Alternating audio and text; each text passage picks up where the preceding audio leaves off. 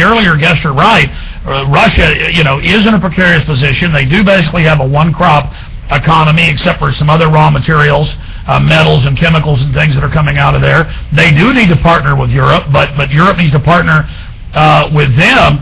And it's true that OPEC doesn't particularly for now want to team up with Russia because they've got the largest position of the petrochemicals, of the oil that's coming out, and that's what this is all about.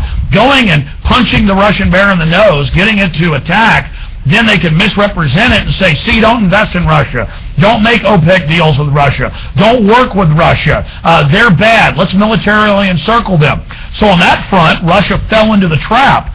But domestically, it made the new president, who is, of course, Putin's minion, very, very popular because he now has won a big war, in their view, for the motherland. So that's the larger picture. In the United States, the American people, on average, don't believe anything our government says anymore, so they're just in horror at a new Cold War perhaps heating up. So you're right, and your London Guardian guest and the other gentlemen are both absolutely correct, and much of what they're saying, except for the casting of Russia as the bad guy here. I'm not saying they've acted perfectly, but overall, they are the ones being prodded and poked and manipulated. Russia is clearly trying to expand its economy, diversify its economy, and it's being isolated. Speaking of poking, let's take a look at another huge poking, that being the missile shield story. USA Today, Czech government approves second missile defense deal.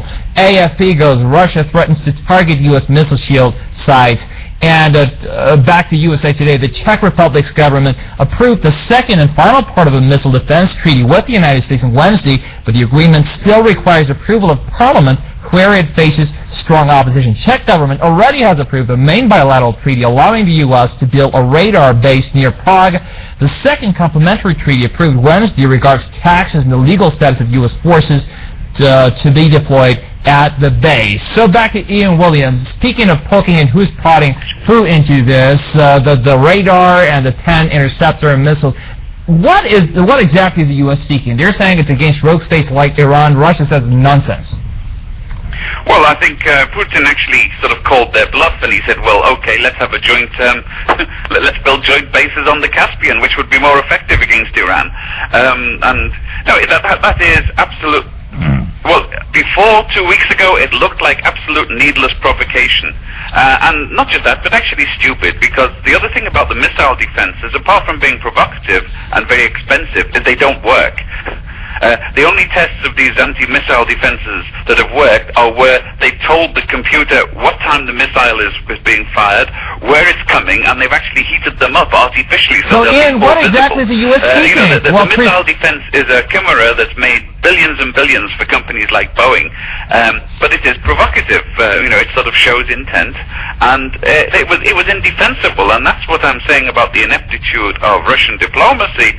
What the Russians have done now is they have actually converted majorities in Poland and the Czech Republic who opposed this before into people saying, yes, we need an American presence here because we want some guarantee that if the Russians come, we'll be defended, and that's why the United States, the people running it, launched that. To have gained from their recent behavior. If they had just gone into Ossetia, chased the Georgian troops out, if they'd gone to, they weren't even in Abkhazia, the Georgian troops. If they'd stopped on the borders of the enclaves, then they would have looked good. They would have been able to live up to their justification as peacekeepers. May I pull something up briefly separate? Has actually played into the American stereotypes. It really has been totally near the border. Let us also have Gregory Vinnick, but Ian, I'd like to have this response from Gregory too. But you talked about Poland and Czech Republic being united against simply Russia. The Poles are saying different things. You're saying the people are not opposed. It's the governments. They already were actually for the treaty. It simply made their job easier. The governments were for the treaty, but I think the polls, because the opinion polls as opposed to the people polls, the opinion polls were showing that the people were very ambivalent about these deals and opposed to it.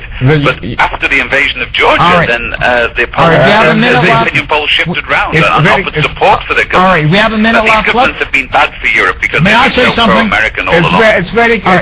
Gregory, go ahead. It's very clear. It's very clearly Europe divided for young Europe and old Europe. Young Europe I call Eastern European countries and Baltic countries. This country was under Soviet occupation for the long time, and they are looking tough for the Russia. They don't want to be flexible. They're not looking for the compromise. They like to be far away. They need umbrellas. They like to feel well.